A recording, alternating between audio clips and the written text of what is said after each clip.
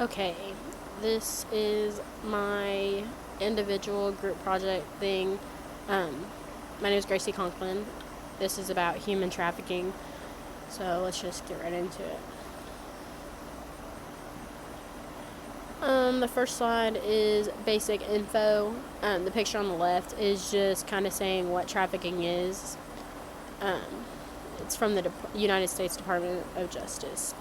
Human trafficking involves some force or coercion to get labor or sex acts out of somebody. Millions of men, women, and even children are trafficked each year. Traffickers usually look for people who are easy targets, which may include some of these groups. People experiencing economic hardship, people who just experienced a natural disaster, people who have political instability, people who are suffering from psychological or emotional vulnerability, people who lack a social safety net to fall back on. There are two main types of human trafficking: sex trafficking and forced labor. Sex trafficking is using force to get some kind of sex acts out of somebody, while labor trafficking is just forcing a person to do labor or any other services so that you can make money off of them. The social justice issue here is human trafficking is a social justice issue because it thrives on systemic inequality. It targets the most vulnerable populations and takes away people's basic rights just so that they can make a profit off of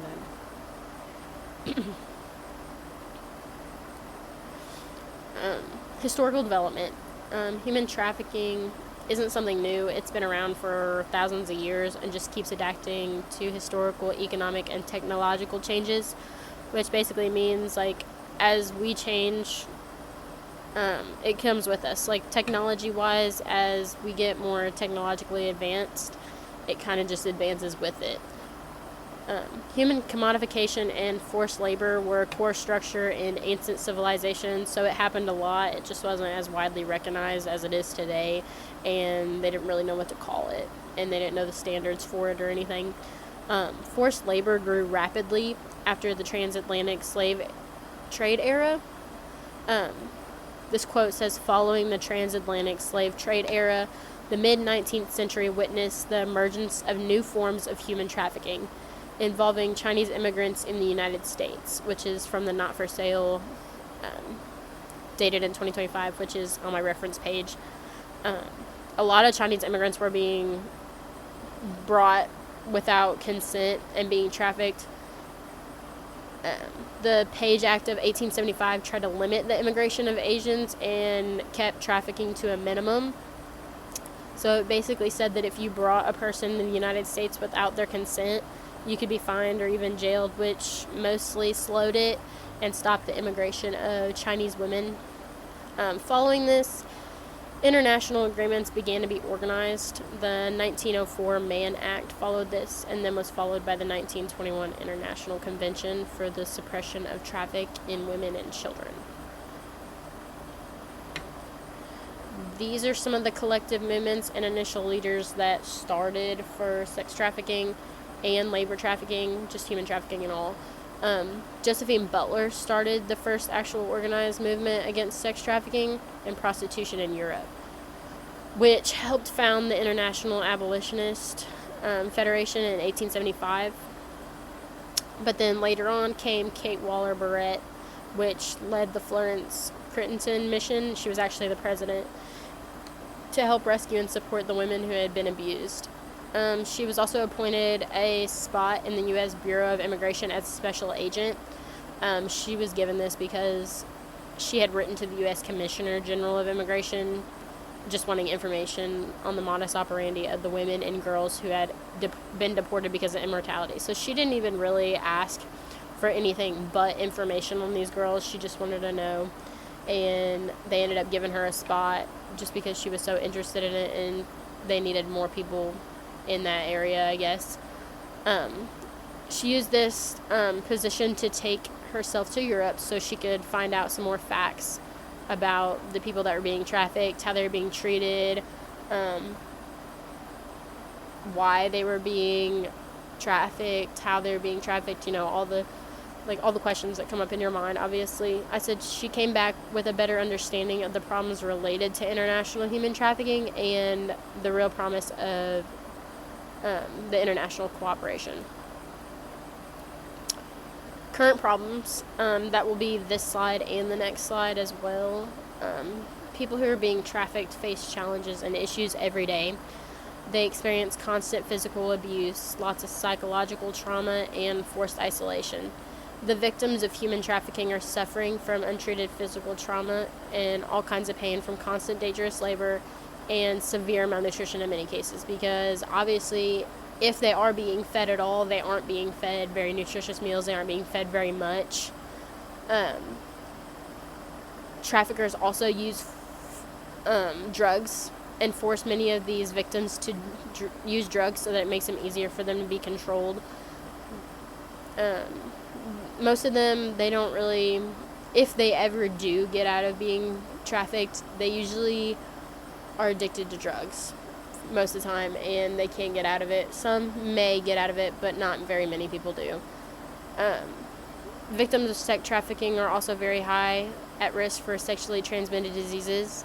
Most of these victims are also forced to go under different names and sometimes change their appearance so that they're unrecognizable. So many lose sight of their old identities.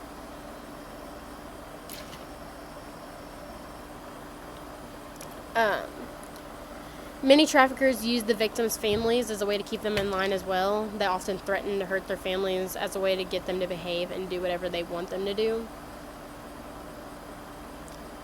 This is another slide. Mental health disorders are also a huge problem for those who have been or are being trafficked. Many face depression, anxiety, PTSD, and have lots of built-up trauma.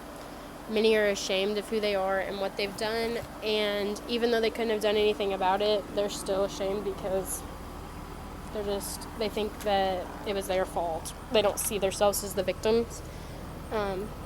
People who have been labor trafficked could face some of these same problems. Still, they mostly face severe malnutrition, exposure to toxic chemicals and substances, extreme exhaustion, untreated work injuries, severe depression, anxiety, and PTSD from prolonged abuse from their traffickers. Here's some statistics. The United Nations International Labor Organization says that they think there were probably about 27.6 million people who are victimized through human trafficking worldwide. So all over the world, there's about 27.6 million people. 77% of the victims are in forced labor, 23% of the victims are in sex trafficking, 57% are men and boys, 43% are women and girls. So overall, there are a lot more men, but it's ultimately because there's more labor trafficking than there is sex trafficking. Within sex trafficking, 78% are women and girls, and 22% are men and boys. 92% are adults, and 8% are children. Within forced labor, 33% of women and girls, and 67% are men and boys. So there's obviously more men. 73% were adults, and 27% were children. In 2024, Missouri had 696 signals received and only 272 cases identified. Mind you, this is from the National Hotline of Human Trafficking. 999 cases were identified in 2024, and there were 21,865 victims involved in these cases. 32,309 signals were received by the National Hotline in 2024, but only 8,024 were from victims or survivors of human trafficking. This is policies in that's going to be on this slide and the next slide as well. Multiple policies have been created to try and stop or prevent human trafficking. One of these is the 3P paradigm. This gives more structure to the governments to try and fight for human trafficking. It stands for preventing trafficking, protecting victims, and prosecuting traffickers.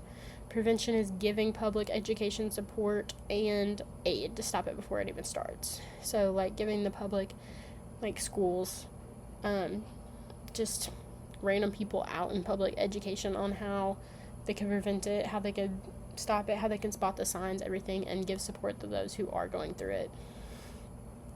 Protection is offering housing, medical care, and even legal help for those who have been victims. So just getting them houses for low cost or no cost at all, getting them medical care that they've been neglected for years from, and legal help for those who have been victims. Prosecution is laws that make forced labor, debt, bondage, and sex trafficking illegal, and then punishing the traffickers. That's pretty self-explanatory.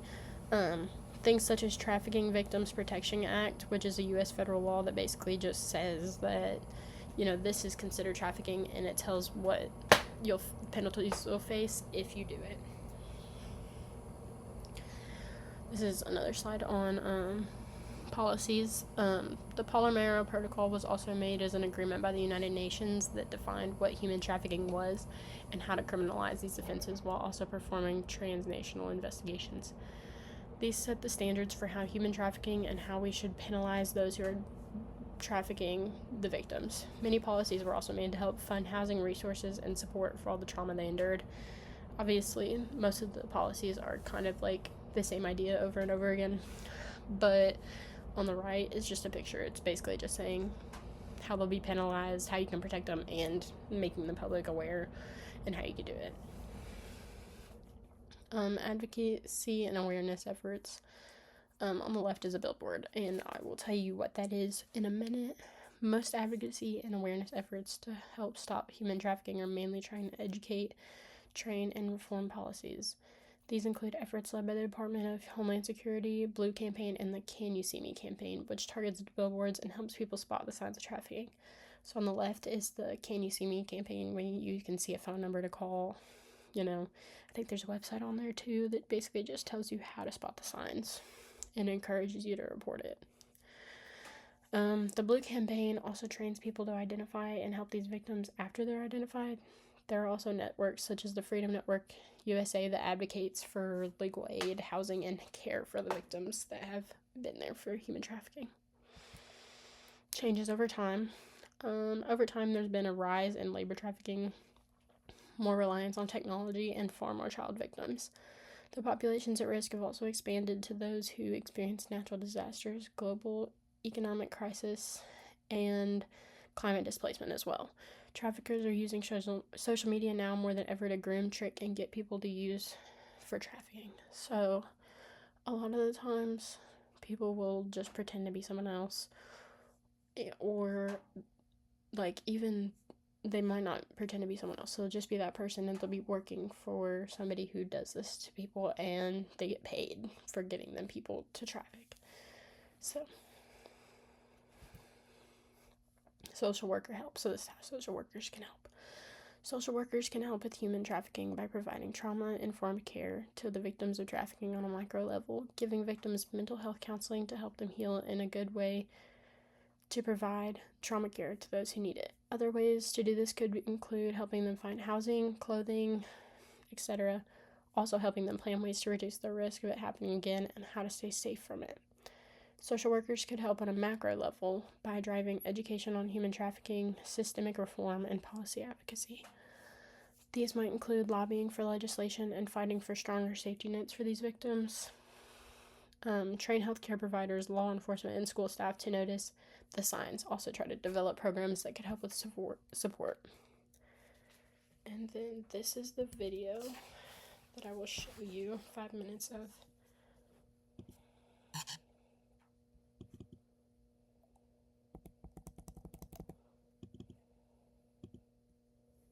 If I can get it to play.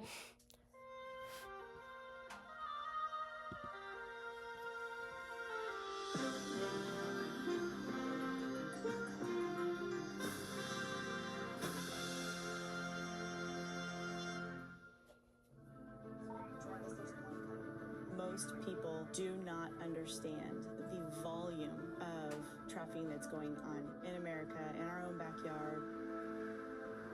People want to think that human trafficking only exists in foreign countries.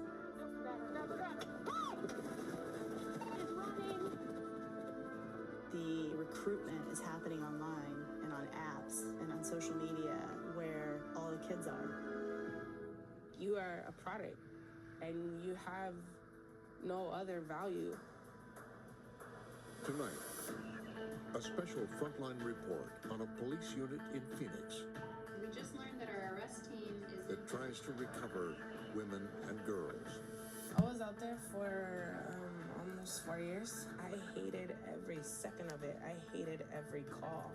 Somebody sees me like arrested like this, like the girls or the pimp or something, and then We're not out here to just give you guys a hard time. We really do want to help get you out, okay? Going undercover Once they friend me on Facebook, then I just go into their friend list and I just hit them all up with friend requests. and online. Some of them, they put 24 and they're actually 15. I've never, ever met a trafficker that I felt sorry for. I mean, they're literally selling humans day in and day out and making money off of them. Stopping the traffickers and the buyers. Things cost different prices. Fetishes though are extra. So. Without customers, there's no girls out there. Without customers, there's no pimps.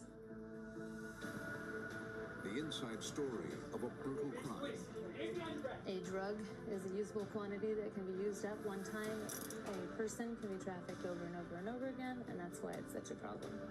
And the consequences. For a lot of these victims, they spend years trying to rebuild their lives, and to have to rehash it all on trial, it's got to be really, really difficult.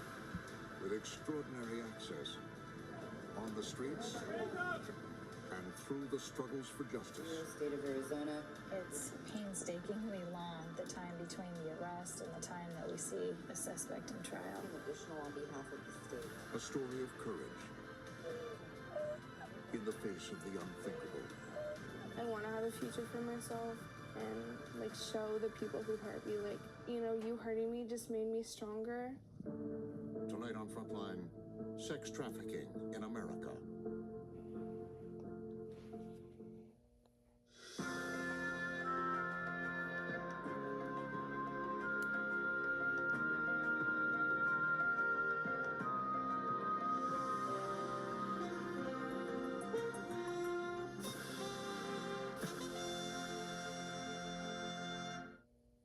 Tonight's program contains mature content which may not be suitable for all audiences. Viewer discretion is advised. Thousands of people are pouring into the Phoenix area today. Super Bowl 49 now just a day away. Tomorrow in Glendale, Arizona. The Seahawks and Patriots flying in.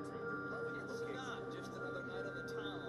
Tonight, Phoenix is the town. Businesses getting all prepped. Before the Super Bowl came to Phoenix in 2015, the city began preparing for the arrival of tens of thousands of people.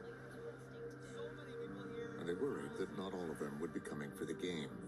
Find out where sex trafficking is at the Super Bowl. There's always a lot of talk around any kind of a large sporting event about traffickers bringing their victims Sex trafficking is a huge problem around the world, including because they expect there to be a big client base.